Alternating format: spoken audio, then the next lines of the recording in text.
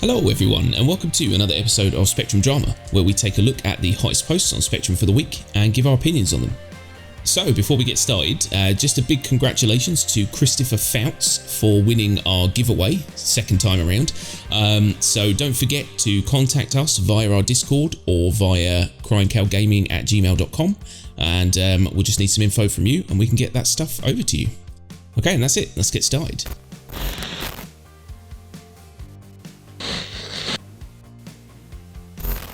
Okay, so first up we've got a post from Nizo, and it says, is anyone enjoying asteroids?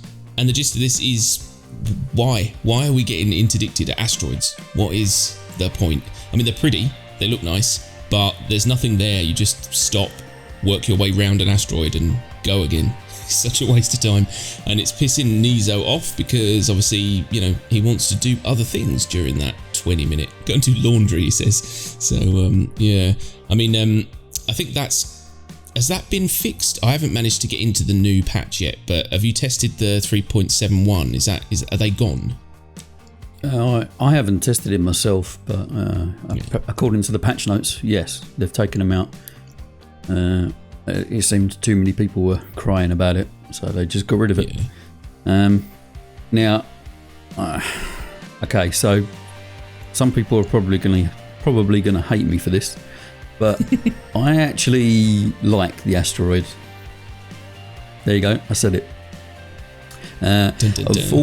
Yeah, I mean, the majority of the interdictions are kind of pointless. You just stop and then you spool up and go on your way again. There's nothing really tying you down.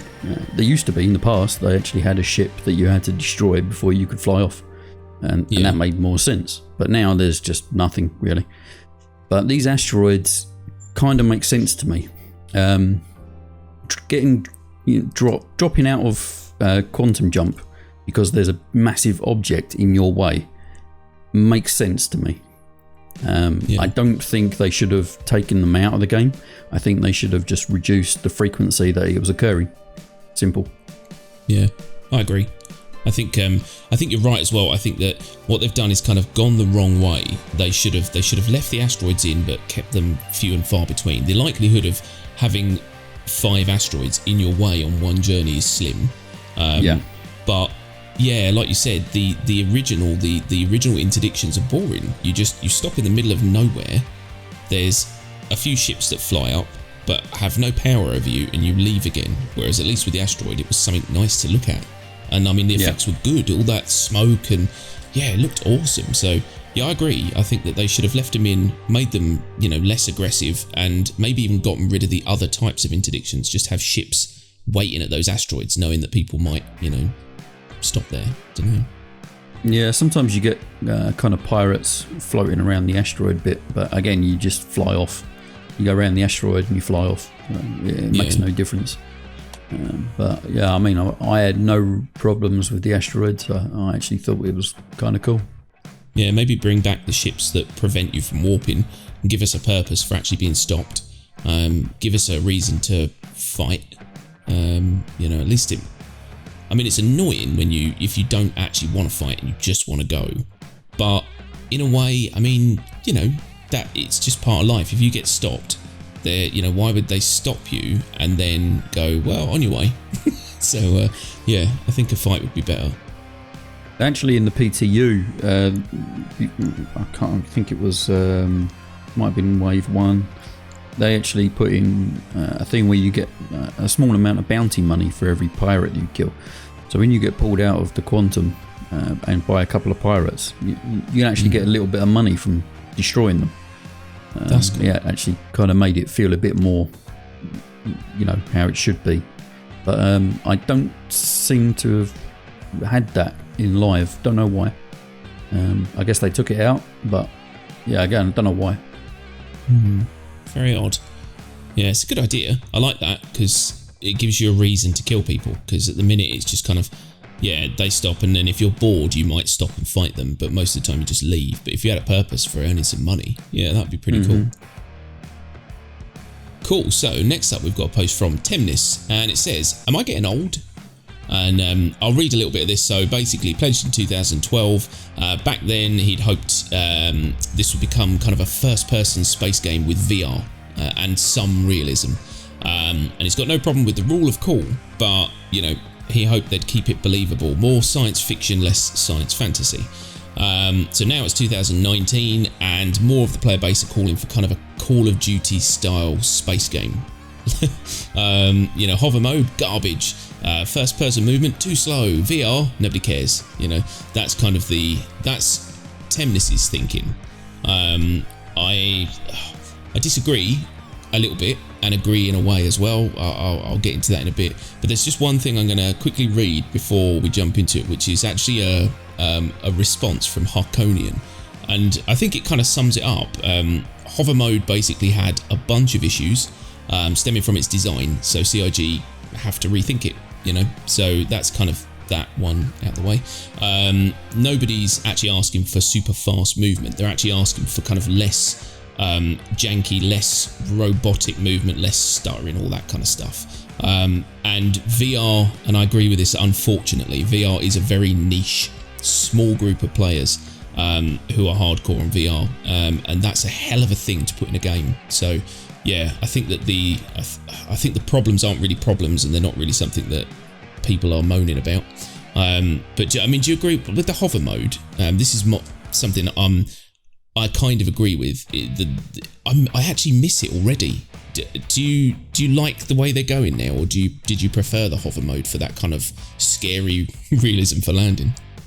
Well, yeah, I mean, they seem to have kind of backtracked on that massively. They just took the whole thing out.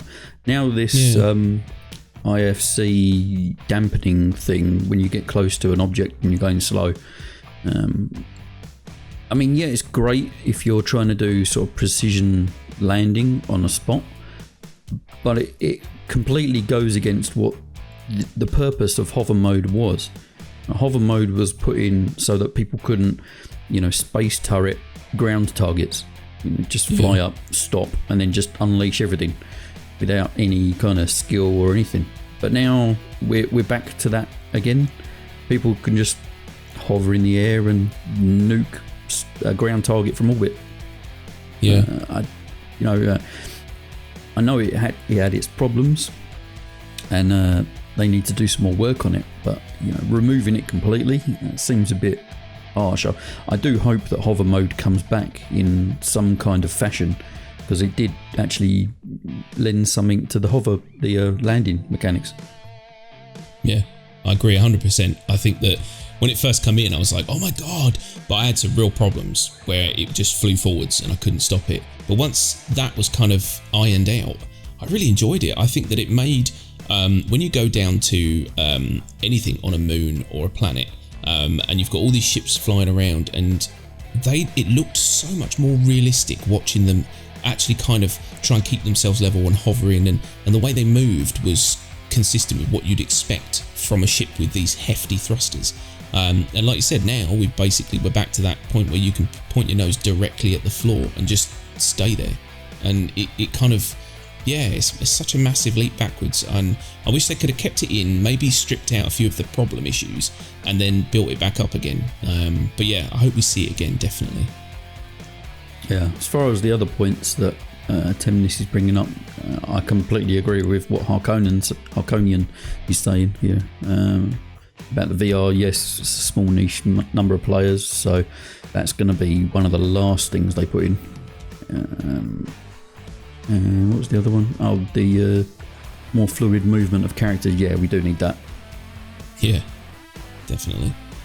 Yeah, I mean, VR, definitely, like you said, VR it's a small group of players that want that. I'm one of them. I can't wait to play this game in VR, but I think that we're years off that, to be honest, because I've seen it in Vorpex and things like that, and it works, but getting the controls to work in VR, that's the thing that's really, really hard.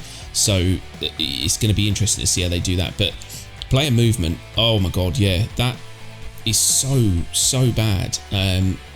All the T-posing, all the, you know, when you accidentally go a little too fast downstairs and you do this kind of hover run in midair, and, you know, like, it's just janky. Yeah, and they really do need to kind of work on that fluid movement. And if that does mean increasing movement speed, slowing movement speed down, whatever they've got to do to make it work, I'm happy with that, so long as it looks good and doesn't feel too janky. And the other thing with the VR is they actually, it was part of the Kickstarter for Squadron 42, was that they're going to have this, eventually going to have it in VR. And I think that someone's actually linked to here. They backed Oculus Rift, which is awesome because that's what I have.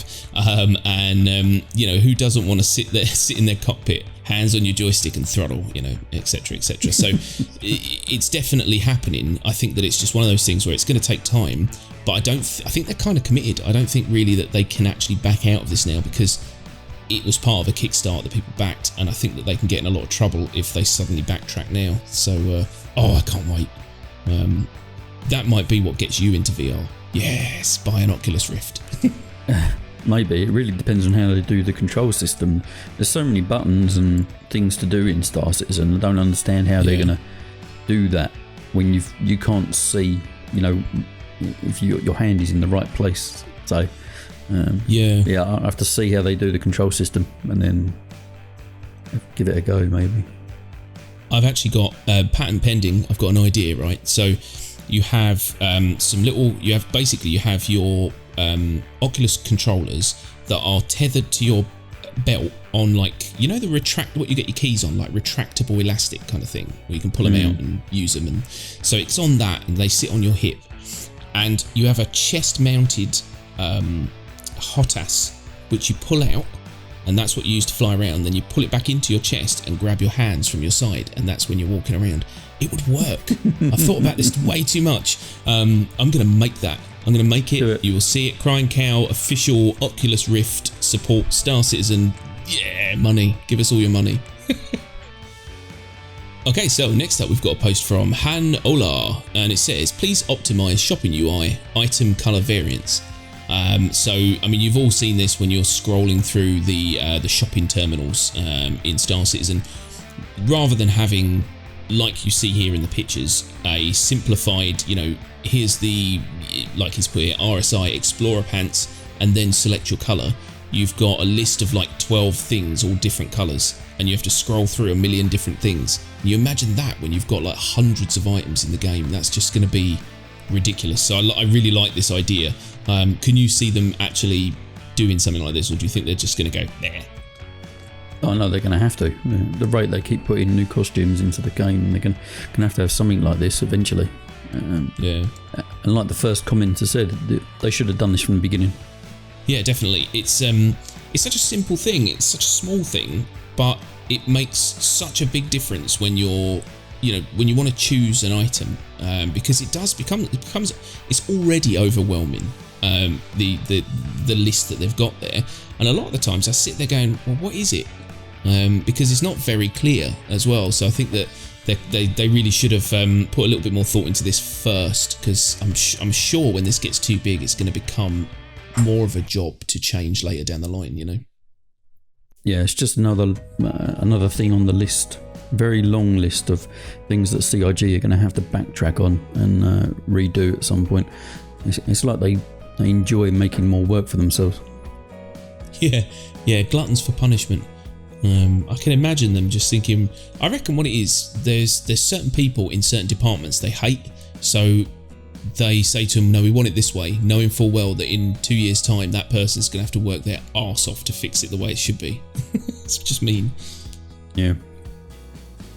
Okay, so there you have it. That's all the posts for this week. We hope you liked them. Hope you found them amusing or informative. If you did like them, then don't forget to like this video and subscribe for more Star Citizen content.